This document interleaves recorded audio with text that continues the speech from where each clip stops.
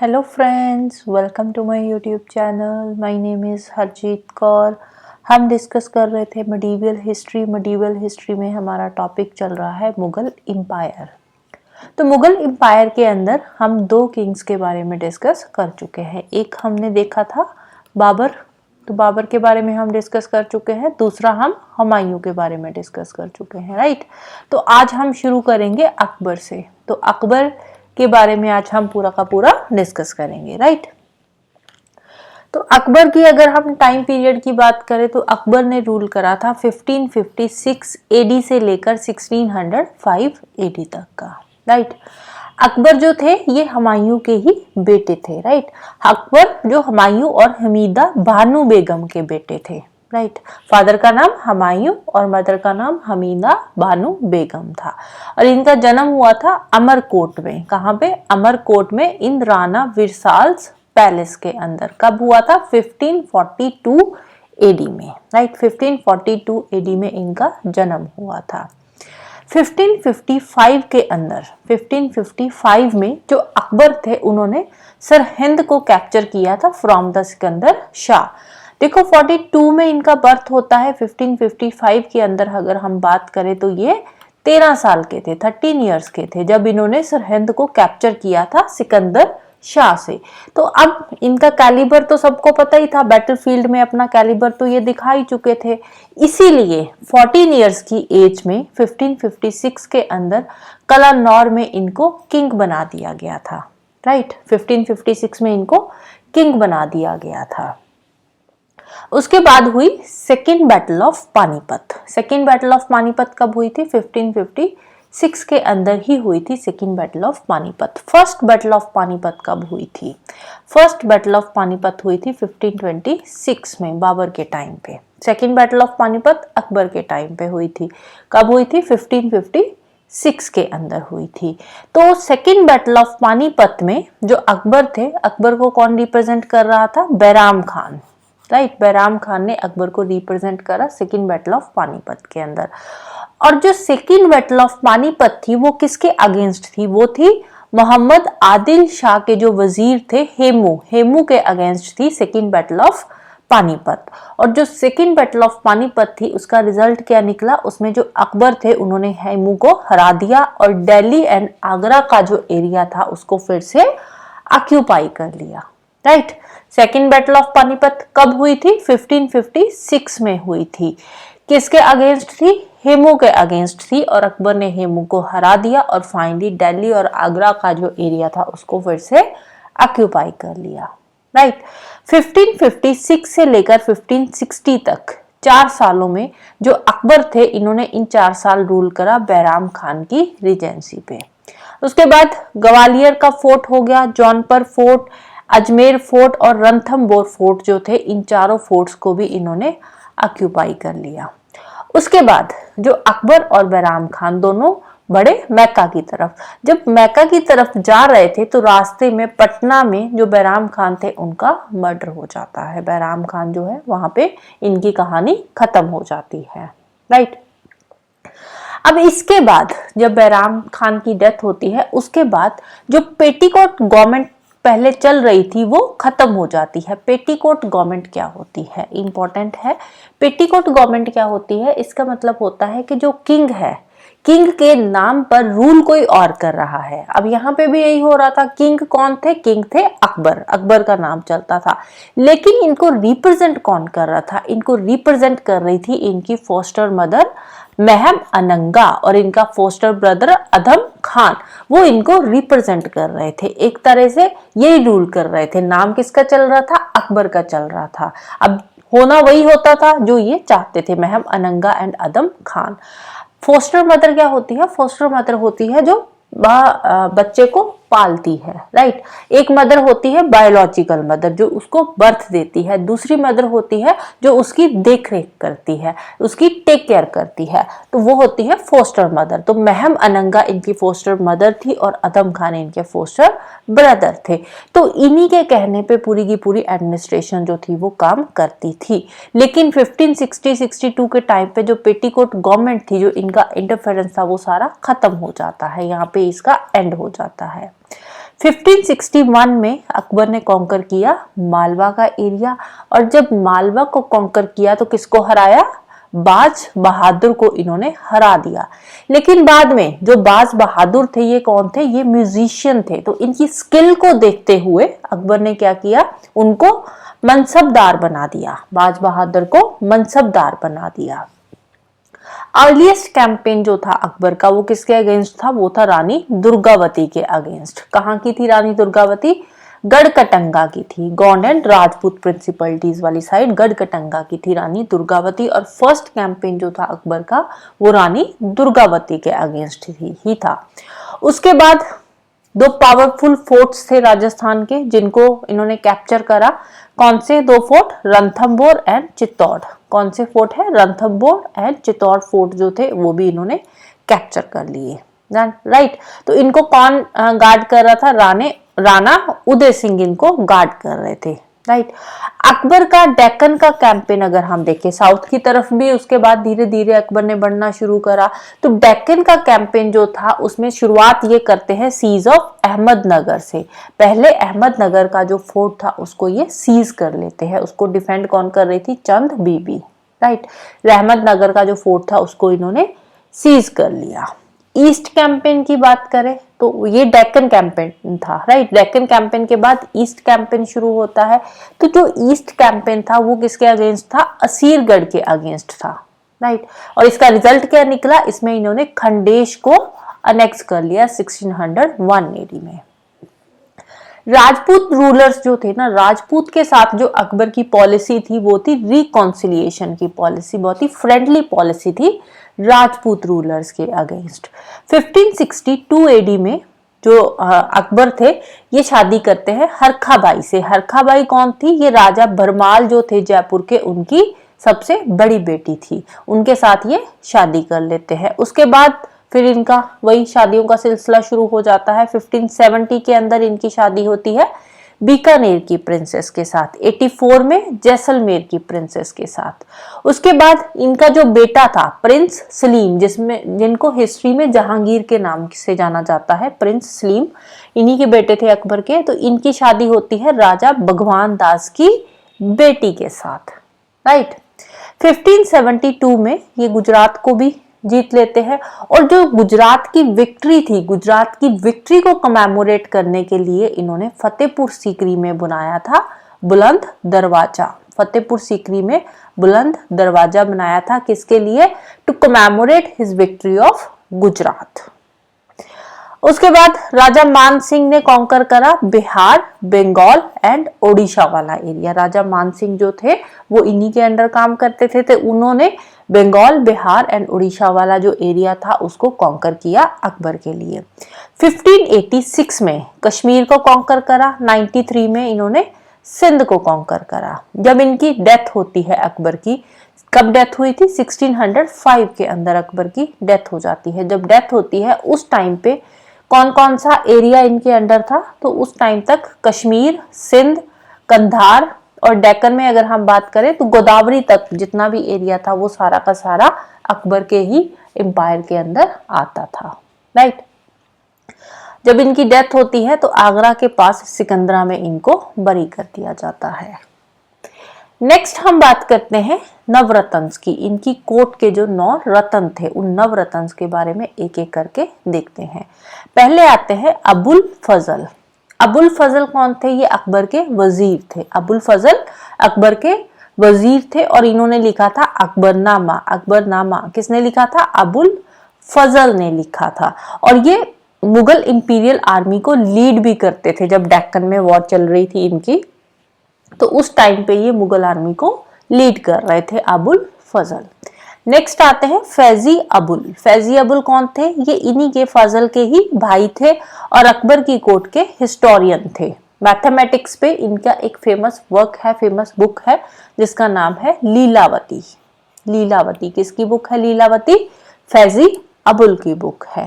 तो जो अकबर का बेटा था, अपने बेटे के लिए उन्होंने फैजी अबुल को एज ए टीचर भी अपॉइंट करा था। राइट। अकबर का जो बेटा था अपने बेटे के लिए इन्होंने फैजी अबुल को टीचर भी अपॉइंट किया था। नेक्स्ट आते हैं तानसेन। तानसेन के बारे में सबने सुना है, ये म्यूजिशियन थे, ये इनकी कोर्ट के ग्रेटेस्ट म्यूजिशियन थे, राइट। अब जो तानसेन थे, तानसेन कौन थे, ये हिंदू फैमिली से बिलोंग करते थे। और पहले, अगर हम पहले अकबर से पहले की बात करें तो अकबर से पहले ये जो मेवाड़ के किंग रामचंद्र थे उनकी कोर्ट के म्यूजिशियन थे। उसके बाद इनको अकबर की कोर्ट में भेज दिया गया। अकबर की कोर्ट से पहले ये कहाँ के म्यूजिशियन थे, मेवाड़ के जो राजा रामचंद्र थे उनकी कोर्ट के म्यूजिशियन थे। तो उसके बाद इनको भेजा गया अकबर की कोर्ट में। अकबर की कोर्ट में आने के बाद फिर इन्होंने इस्लाम एक्सेप्ट कर लिया। तो इस्लाम में इसको, जो तानसेन थे, तो तानसेन को इस्लाम में कन्वर्ट किसने करा था, सूफी सेंट शेख मोहम्मद गौस ने इनको इस्लाम में कन्वर्ट कर दिया। कहाँ से थे ये सूफी सेंट, ग्वालियर से थे। अब ऐसा माना जाता है कि जो तानसेन थे ना, जो तानसेन का म्यूजिक था, जब वो गाते थे तो उनमें एक मिराकल होता था। इनके कुछ फेमस राग है, जैसे मेघमल्हार हो गया, दीपक हो गया। तो जब ये राग गाते थे तो उस टाइम पे मिराकल होता था, जैसे एकदम से बारिश होनी शुरू हो गई, एकदम से आग लग गई। तो एक तरह से इनके गाने से मिराकल होता था। तानसेन का जो म्यूजिक था वो इस टाइप का था। नेक्स्ट हम बात करते हैं बीरबल की। अकबर बीरबल की कहानियां सबने सुनी है, तो बीरबल काफी फेमस थे। तो कोटियर थे अकबर के एडमिनिस्ट्रेशन के। इनका जो एक्चुअल नाम था बीरबल का, वो क्या था, वो था महेश दास। महेश दास कौन है, बीरबल है। तो अकबर ने इनको राजा का टाइटल भी दिया। तो बीरबल जो थे ये कौन थे, विटी एंड ह्यूमरस थे। विटी एंड ह्यूमरस मतलब बहुत ही क्लेवर थे, हाजिर जवाब थे और बहुत ही फनी टाइप के थे। तो अक्सर कर अकबर और बीरबल के बीच में बातचीत होती रहती थी, फनी बातचीत। और बीरबल के जो आंसर्स होते थे बहुत ही फनी और क्लेवर होते थे और हाजिर जवाब थे, एकदम से आंसर दे देते थे। कोई भी क्वेश्चन अकबर पूछते थे तो साथ ही साथ बीरबल उसका आंसर दे देते थे, राइट। नेक्स्ट आते हैं राजा टोडरमल। राजा टोडरमल ये अकबर के फाइनेंस मिनिस्टर थे। टोडरमल कौन थे, फाइनेंस मिनिस्टर थे। स्टैंडर्ड वेट्स इन्होंने इंट्रोड्यूस करे मेजरमेंट्स के लिए और रेवेन्यू डिस्ट्रिक्ट्स भी बनाए। और इनका जो रेवेन्यू कलेक्शन का सिस्टम था बहुत ही अच्छा था। तो इसको बाद में जो रेवेन्यू कलेक्शन का इन्होंने एक सिस्टम बनाया था राजा टोडरमल ने, उसको नाम दिया गया टोडरमल बंदोबस्त। क्या नाम दिया गया, टोडरमल बंदोबस्त। और इनका जो रेवेन्यू कलेक्शन का सिस्टम था ना, एक बहुत ही सिस्टमेटिक अप्रोच से ये चलते थे। रेवेन्यू कलेक्शन जो था बहुत ही सिस्टमेटिक अप्रोच से रेवेन्यू कलेक्शन का जो इनका सिस्टम था वो चलता था। इसीलिए इनका जो मॉडल था, रेवेन्यू कलेक्शन का जो मॉडल था, इसको बाद में मुगल्स ने और ब्रिटिशर्स ने भी अडॉप्ट किया था। तो उनके लिए एक मॉडल बनकर सामने आया क्या, टोडरमल बंदोबस्त। नेक्स्ट आते हैं राजा मान सिंह। राजा मान सिंह अंबर के राजा थे, मनसबदार थे और अकबर के ट्रस्टेड जनरल भी थे। इसके अलावा जो इनके फादर इन लॉ थे अकबर के भरमाल, उनके ग्रैंडसन थे और राजा भगवान दास के अडॉप्टेड सन भी थे। तो इतनी ज्यादा डिटेल में जाने की जरूरत बिल्कुल नहीं है। अकबर के साथ बहुत सारी बैटल्स ने इन्होंने अकबर की हेल्प करी थी, जैसे कि बैटल ऑफ हल्दी घाटी हो गई। तो बैटल ऑफ हल्दी घाटी में भी इन्होंने अकबर को असिस्ट किया था। नेक्स्ट नवरत्न में से आते हैं अब्दुल रहीम खाने खाना। अब्दुल रहीम खाने खाना ये कौन थे, ये पोएट थे, इनकी कोर्ट के पोएट थे और बैराम खान के बेटे थे। हिंदी कपलेट्स के लिए ये फेमस थे। किसके लिए फेमस थे, हिंदी कपलेट्स के लिए फेमस थे। कपलेट्स क्या होते हैं, कपलेट्स होते हैं जो दोहे होते हैं, तो दोहे के लिए ये फेमस थे। फकीर अजीउद्दीन ये अकबर के चीफ एडवाइजर थे और सूफी मिस्टिक भी थे। मुल्ला दो प्याजा ये भी इनके जो मुगल एम्परर के चीफ एडवाइजर थे उनमें से ही एक थे, मुल्ला दो प्याजा। तो ये थे अकबर की कोर्ट के 9 नवरत्न्स। नेक्स्ट हम इनके रूल के कुछ इंपॉर्टेंट एस्पेक्ट्स के बारे में बात करते हैं। एडमिनिस्ट्रेशन की बात करें तो इनकी जो एडमिनिस्ट्रेशन थी उसको इन्होंने रीऑर्गेनाइज करा। जो मुगल पीरियड की एडमिनिस्ट्रेशन थी तो उसको अकबर ने रीऑर्गेनाइज करा। तो यहाँ पे पहले क्या सिस्टम होता था, सेंट्रलाइज्ड सिस्टम होता था कि पूरा का पूरा जो कंट्रोल होता था वो एक किंग के हाथ में होता था। यहाँ पे इन्होंने क्या किया, यहाँ पे इन्होंने डिसेंट्रलाइज कर दिया, पावर्स को डिवाइड कर दिया, division of power between the various departments, अलग अलग डिपार्टमेंट्स को अलग अलग पावर्स दे दी। तो अब ऐसा नहीं था कि किंग के हाथ में ही पूरा कंट्रोल है, अलग अलग डिपार्टमेंट्स को इन्होंने अलग अलग पावर्स डिवाइड कर रही थी। अब मतलब कि अपना जो इनका सिस्टम था उसको इन्होंने डिसेंट्रलाइज कर दिया था। बहुत सारे टैक्स इन्होंने खत्म करे, जिसमें से इंपॉर्टेंट है जजिया। जजिया टैक्स क्या था? जजिया टैक्स था जो नॉन मुस्लिम्स पे लगाया जाता था, उसको एबॉलिश कर दिया। पिलग्रिमेज टैक्स जो रिलीजियस प्लेसेस पे लगाया जाता है उसको खत्म कर दिया। और प्रिजनर्स ऑफ वॉर जिनको धक्के से इस्लाम में कन्वर्ट किया जाता था, फोर्सफुली इस्लाम में कन्वर्ट किया जाता था, वो इन्होंने खत्म कर दिया। अब जो प्रिजनर्स ऑफ वॉर होंगे उनको इस्लाम में फोर्सिबली कन्वर्ट नहीं किया जाएगा। बीफ को इन्होंने बैन कर दिया। सूखे कुल की पॉलिसी फॉलो करी। सूखे कुल में बिलीव करते थे कि सभी शांति से रहो, मिलजुल कर रहो। इबादत खाना बनाया इन्होंने। कहाँ पे बनाया था इबादत खाना? फतेहपुर सीकरी में। इबादत खाना में क्या होता था? इसमें रिलीजियस मैटर्स को डिस्कस किया जाता था। तो यहाँ पे बहुत सारे अलग अलग रिलीजन के पर्सन आए थे, जैसे कि पुरुषोत्तम दास जो कि हिंदू थे, उनको यहाँ पे इनवाइट किया गया। महाराजी राणा पारसी थे, उनको भी इनवाइट किया गया।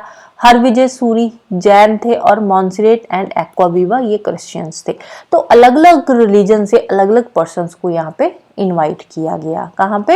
इबादत खाना में। इबादत खाना में क्या होता था? रिलीजियस मैटर्स को डिस्कस किया जाता था। उलेमा की डोमिनेंस को इन्होंने खत्म करा। उलेमा की डोमिनेंस, उलेमा क्या होता है?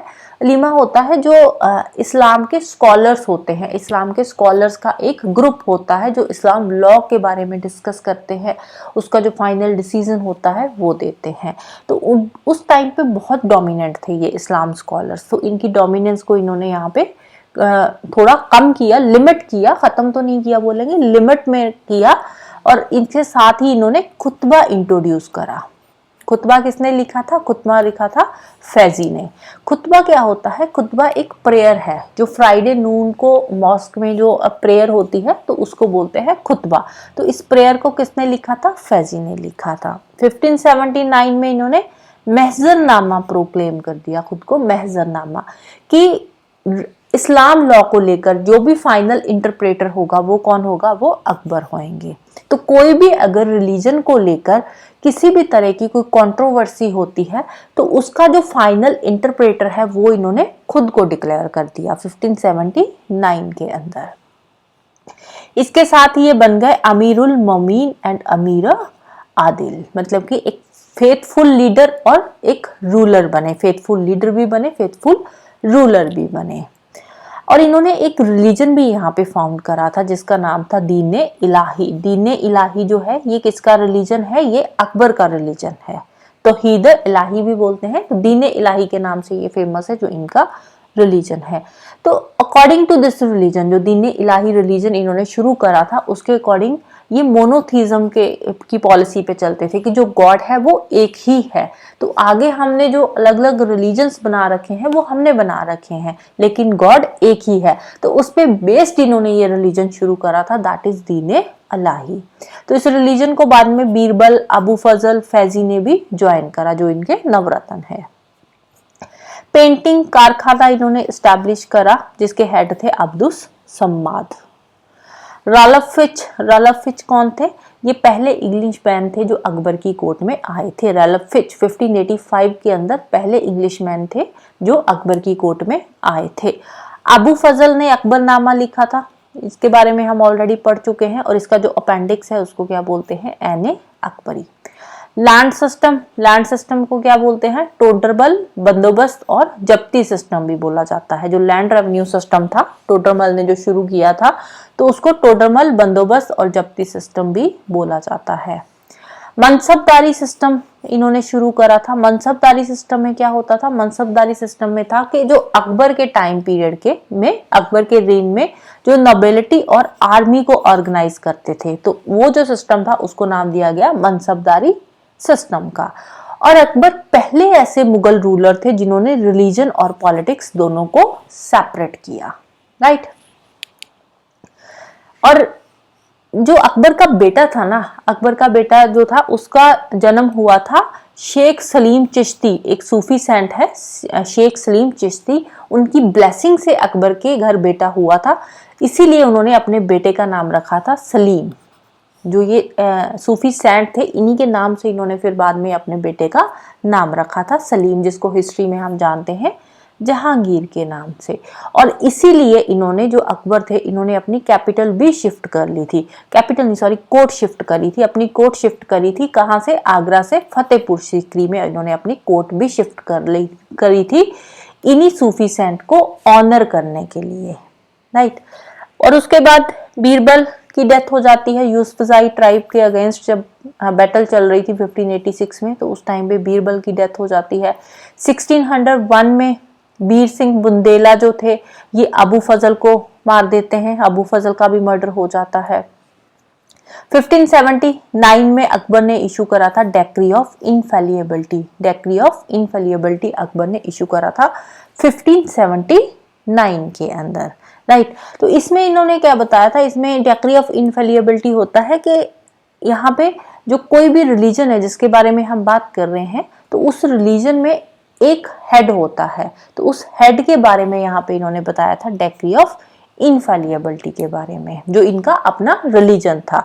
तो उसी को इन्होंने यहाँ पे कल्मिनेट भी करा था दीन इलाही को ही, उसके बारे में जो फाइनल डिसीजन इन्होंने दिया था, जिसमें इन्होंने बोला था कि यहाँ पे कोई भी आगे प्रॉफिट नहीं होगा। जैसे होता है ना कि एक गुरु है, उसके आगे फिर उसी रिलीजन को कोई ना कोई हेड करता है, तो यहाँ पे इन्होंने बोला कि जो दीन इलाही रिलीजन है, इसमें कोई भी प्रॉफिट आगे नहीं होगा। पर्शियन को इन्होंने अपनी ऑफिशियल लैंग्वेज बनाया, मुगल एम्पायर की जो ऑफिशियल लैंग्वेज थी वो कौन सी बना दी इन्होंने? पर्शियन बना दी थी। फिर लास्ट में हम बात करते हैं महाराणा प्रताप की। महाराणा प्रताप कौन थे? ये मेवाड़ के राजपूत रूलर थे। कहाँ के थे? सिसोदिया क्लैन के थे, सूर्यवंशी राजपूत जो थे उसके सिसोदिया क्लैन को ये बिलोंग करते थे महाराणा प्रताप। उदय सिंह टू के ये बेटे थे। 1568 के अंदर जब उदय सिंह टू का रूल चल रहा था, तो उस टाइम पे अकबर ने मेवाड़ को कॉन्कर करा था। बैटल ऑफ हल्दी घाटी, जिसके बारे में हमने पहले भी देखा है, कब हुई थी बैटल ऑफ हल्दी घाटी?